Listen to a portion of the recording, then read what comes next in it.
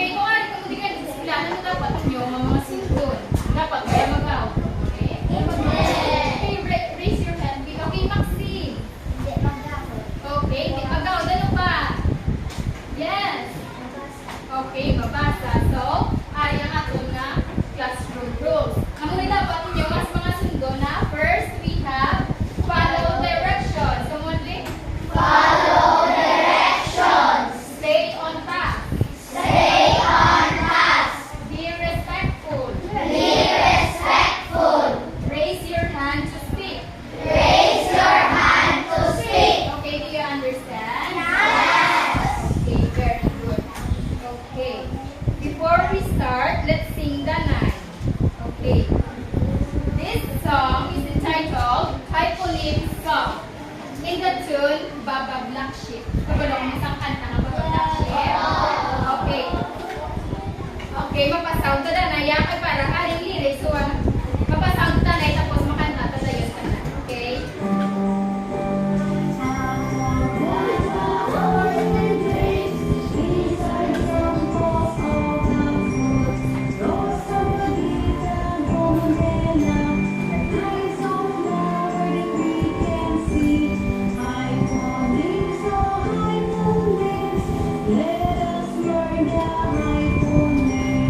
Okay, ang muna nagka po ng ang tunos sa diwa. Okay, ready? Ready? Okay. At pagkana na? Guava, orange grapes, these are examples of the fruits. Rosa, manila, pomegranate, are sunflowers that can see. Hyponym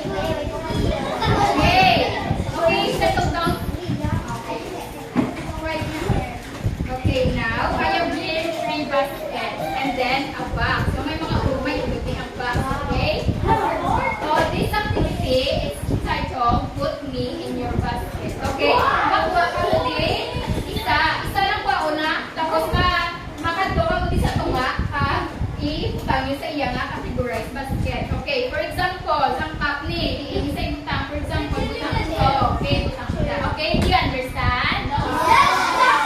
Okay. Sinong namagabot? Okay. Lia. Sala. Okay, come. Butang siya nga, ano, basket. Okay, very good. Okay, here's your prize, Lia. Okay, next. Okay, Aya. Okay, next. Yes, Cassidy. Next.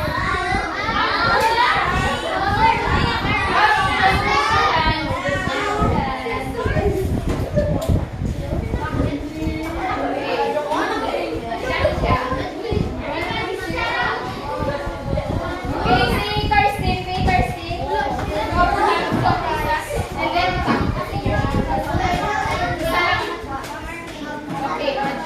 okay, meron.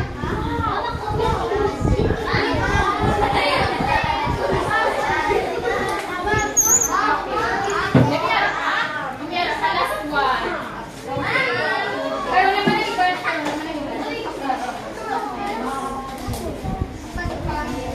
okay, let's check it. Okay, sa coins, we have 5 pesos, 1 peso, and 10 pesos. Okay. Sa kitchen utensils, we have a cup, and a spoon and fork. Okay. Okay. Next, sa school supplies, we have scissors, a ball pen or a pen, and an eraser. Okay, very good. Very good. I-check to. Ano ng answer? Okay. Next. So, class, do you have any idea about our lesson? Okay.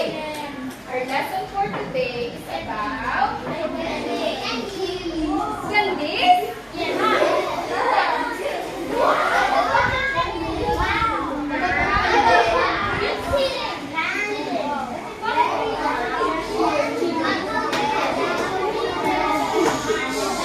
Okay, apple.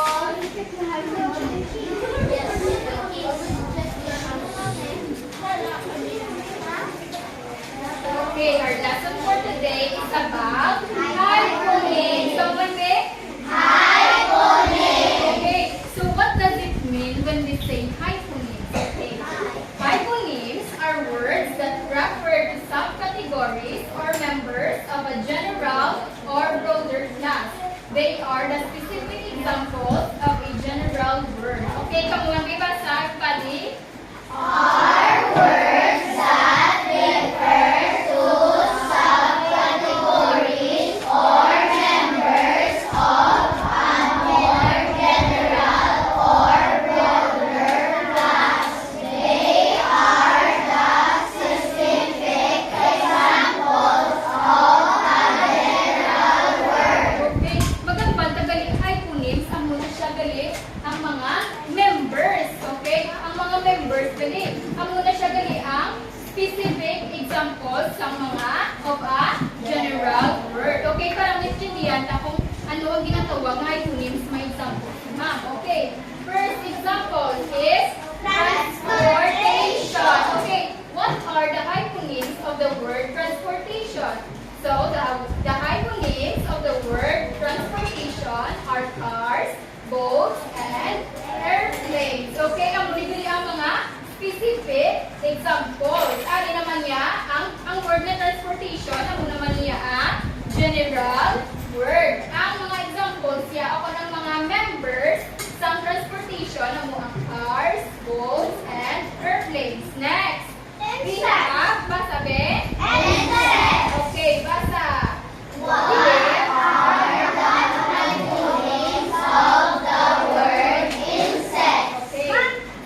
Anong hyponyms ng word insect? The hyponyms, go. The hyponyms of the word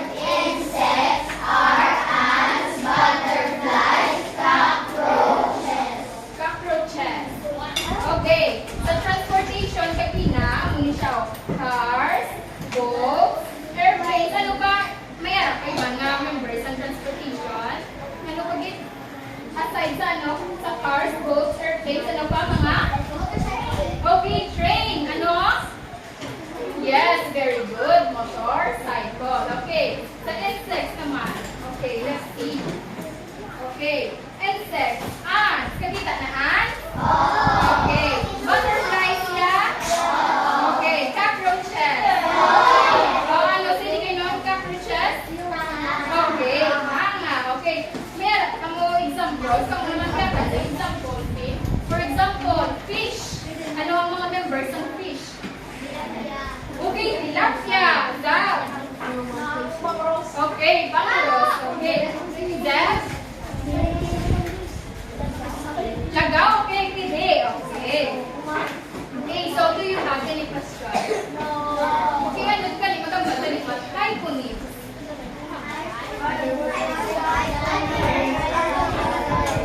Okay, Aya, ikaw si Aya.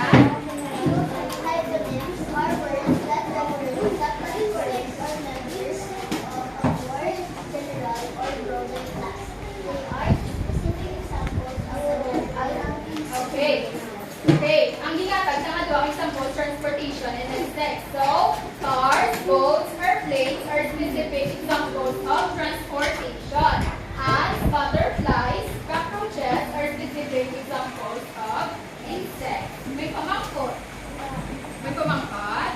Okay, kung wala kang pamangkot, ma-group activity ta. So, okay na group 1. Group 1. Okay na group 2. Group 3. Okay, group 4. Okay, ready? Okay. So, pag-ibo sa group activity, mayroon na kamo 10 minutes. And then, 5 minutes karon sa report. You can choose your one leader, one secretary, and one reporter na mag-report. Okay? Okay. So, before na mag-group activity, okay. Ano dapat na nasundon kung mag-group sa group activity? Ano dapat nasundon kung mag-group activity? Dapat mag-akot? Ano? Give one. Yes. Okay, manipo. Sa Lopchino.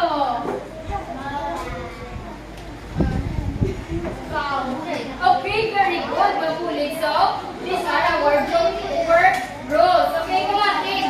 Kaya wala kang kapamating na grupo, may minus points. Okay? First, we have participate actively. So, dapat ma-participate din sa inyo ng grupo.